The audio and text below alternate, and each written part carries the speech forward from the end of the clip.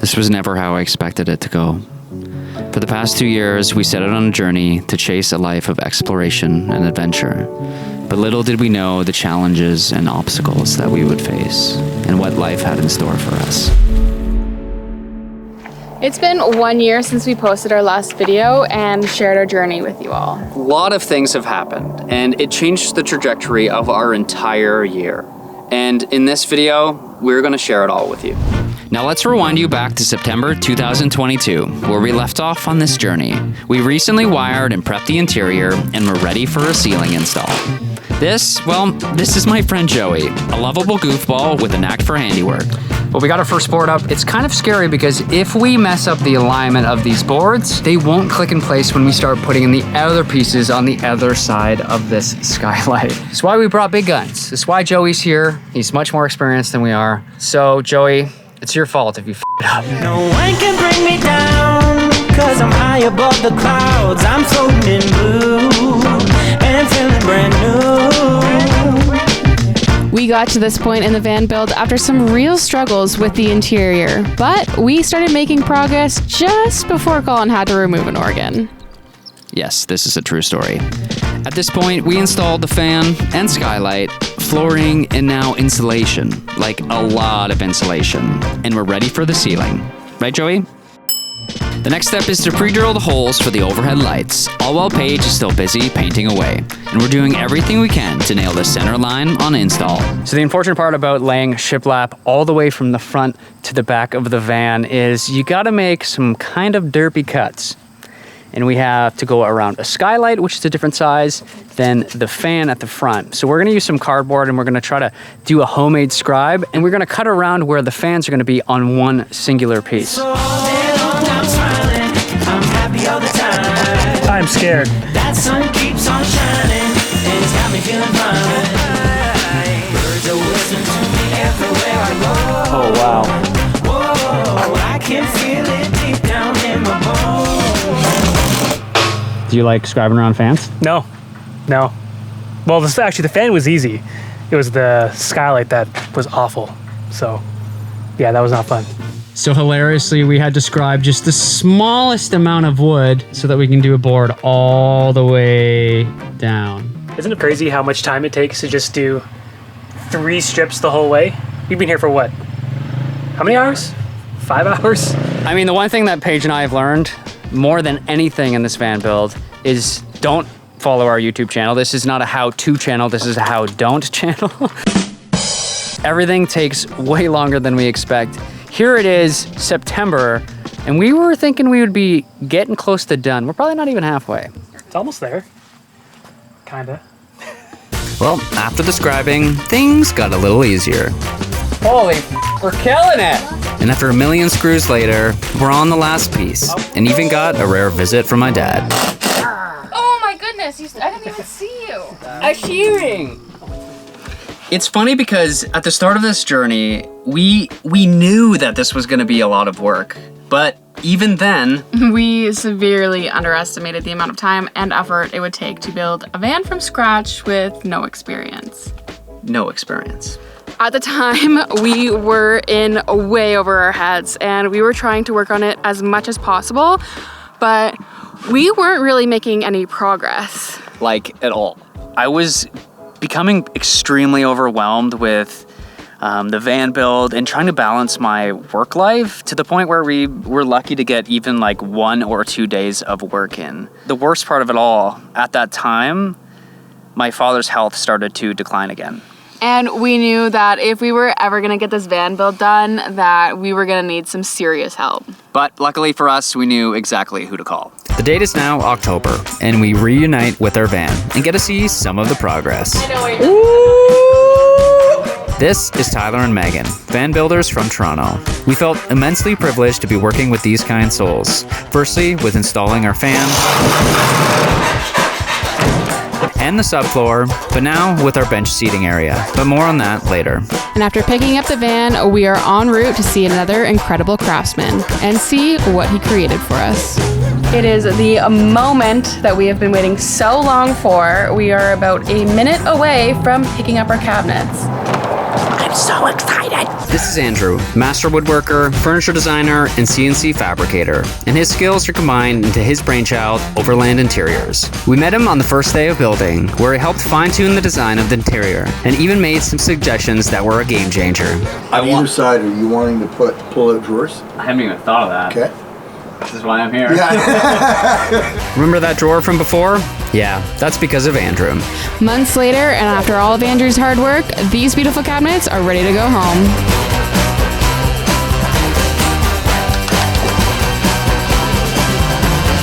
And just like that, 60 square feet fills up fast. Holy shit. We have our cabinets. After months of working with Andrew, they're done. And they're ready to be installed. Well, we have to paint them. I have no words. It's really exciting because this has been a long time coming. But I am honestly over the moon, and we can't thank Andrew enough for helping us design and build all of these beautiful cabinets, and his work doesn't go unnoticed. So thank you, Andrew. And they're all in the van now, and they're too freaking heavy to get out, so we will show you what they look like when we install them tomorrow. Before we make our way home, we have one quick stop that is going to absolutely change the exterior of this van. We're really, really excited to show you. When my childhood friend Jeremy reached out to see if we wanted to upgrade our dinky stock rims for some sleek and stylish new ones, I mean, we just couldn't help ourselves.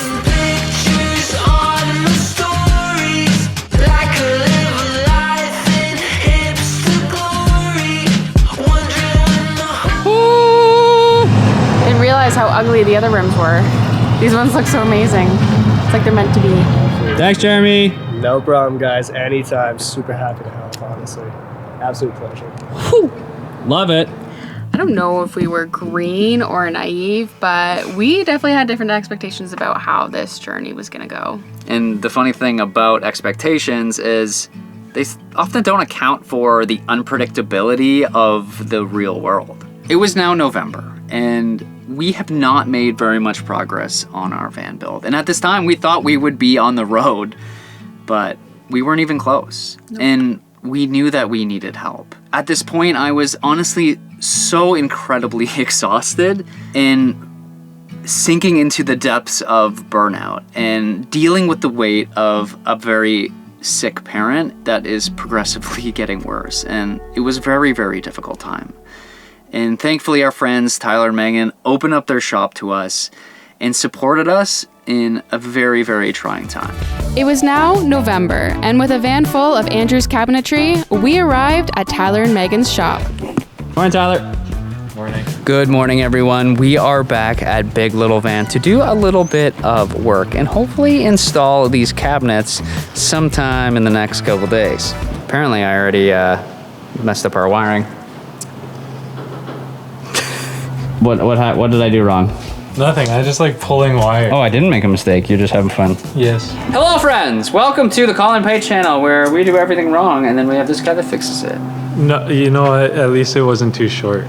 You got the length. Okay. And we just got the van unloaded and ready to hit the paint station, Paige's painting station. Check out these beautiful cabinets. This honeycomb design is a key feature of Andrew's work. This allows for airflow between the drawers and spaces, as well as cuts down on weight considerably, without affecting structural integrity. And it's all routed on a CNC machine. I am covering this beautiful wood with a coat of primer. It's all gonna be painted white, and then all the sides that you don't see are also gonna have a coat of primer, just to protect it from any moisture, mold, mildew, all that kind of stuff. How you doing? I painted myself into a corner here, but I'm on the last cabinet, so, well, first coat of the last cabinet. Of the just the primer. Just the primer. Of the outside, not the inside. Yep, but it's the last cabinet. In the first coat of all of the things. Yeah, So- you got a long way to go. It's time to run some wire. While Tyler is running some wire that will tuck behind our cabinets, I am prepping our electrical system. This is the EcoFlow Power Kit.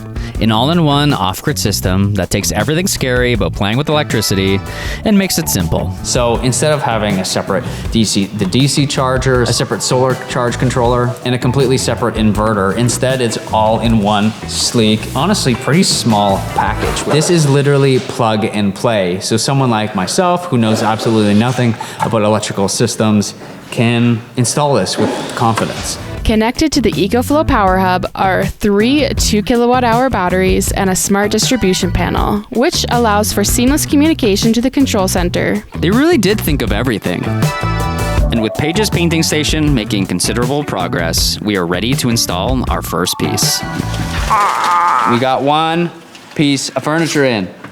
Well, it's the second piece. We got the benches in. Well, the benches, yeah, sorry, Tyler. This guy got a bloody nose, and he's just trooping it out. Look at this. It looks like just one big white dot on my face. It's looking good. Ain't no nosebleed stopping us from making progress, right, Ty? Now what? It's time to install our wardrobe unit, but there's only one little problem. It doesn't fit. I might have told Andrew the exact measurement, which doesn't leave you much room to spare. We bust out the belt sander to remove just a little from the top. Yeah, no. So we try again, to no avail, and after a little more perseverance, it fits. It's really interesting to see back this footage of me. I can tell that I was trying to be positive and trying to have as much fun as I could, but I think in hindsight, I knew I was hiding behind something bigger. Tyler's working on some electrical this morning, and we have Paige. Always painting. Painty Paige, working on our side panel. Every time we try to do something on the van, we realize that we have to do something else before we could do that. And last night, we realized before installing our kitchen cabinet, we had to finish our door panel. We forgot to do this. As Tyler works away cutting holes and working on the electrical, we make considerable progress on the door panel. We are feeling blessed to have such incredible guidance and support from Big Little Van. All this progress would not have been possible without them. And just like that, we have a door panel! We're twins. See the glass? Twinsies. Do you think I look cool? No. Do I look like a nerd? Yes. A van building nerd? You look like something you should be in jail for. What? This is a family show! It surely feels, for the first time in a long time, that it's all coming together. And before we know it, we are working on the shower and toilet area. What's that for? Oh, this is your first wall to your shower as well as your control center. Can you hold this for a second? I'm gonna just take a poo.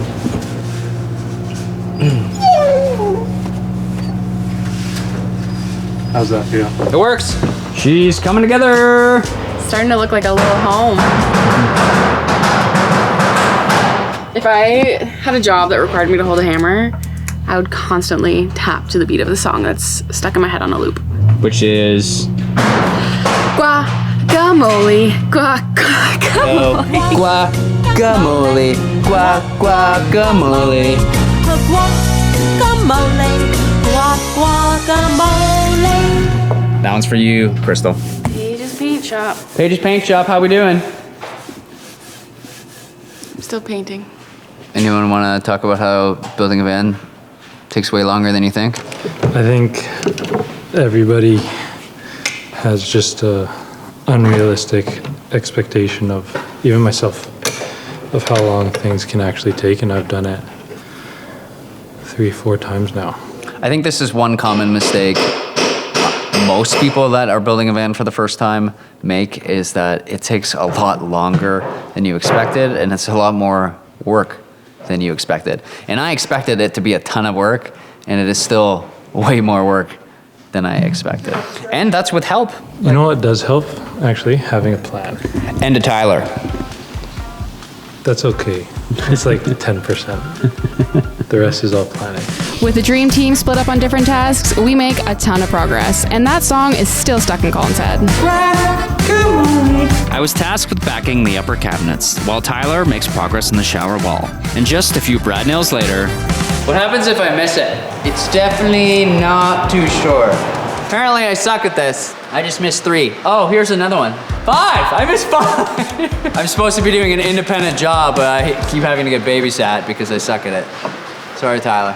As we work late into the night, things start getting a little weird. There, boy. Oh yeah, we're good there, bud. Did you catch the Leafs game last night, eh?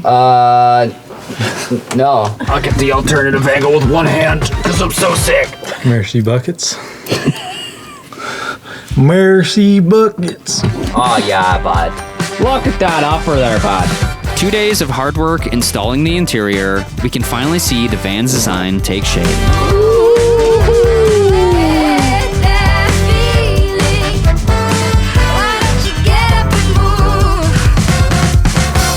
And this is where everything stopped. We had to stop filming completely. It just all became way too much.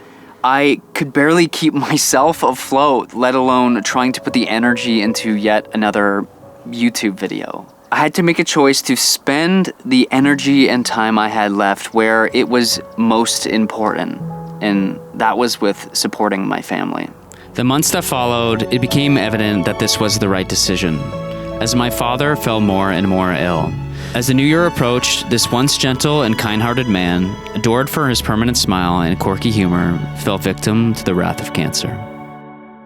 Now, all I can think about is if everything went as expected, if the plan we set out was achieved, I would be off in some distant location and unable to be so present with him, to be fighting alongside him and be in support of my family. And honestly, to be there to hold his hand for his last breath. I was reminded in an instant that life is unbelievably precious and fragile. And hauntingly, this often only occurs to us when tragedy occurs. And for the remainder of this van build, we didn't pick up a camera once. Though graciously, Tyler and Meghan continued to support us, they kept the doors open for us to work on it when we were able.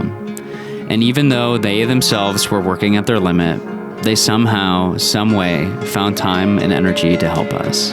And little by little, and step by step, we made progress. And I don't share this very personal story for your pity or for you to be sorry for my loss, but rather as a reminder just how precious and short life is. Our life is just a blink of a firefly in a night. And I don't know about you, but I want to make sure I make the most of it. This is a reminder about why we are doing this in the first place, why we broke the mold of what was expected of us in life to try to build a new one that was true to us, to seek and explore the deeper meaning of being, and to be curious about life, to make the most of this very precious life, however that looks like to you.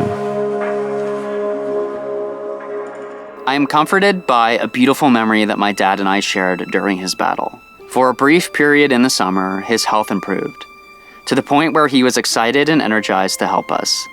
We shared a day of laughing and building as we worked on building our solar system and putting up our ladder.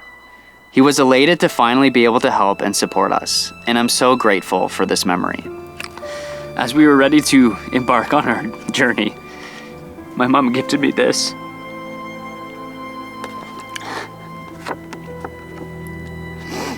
I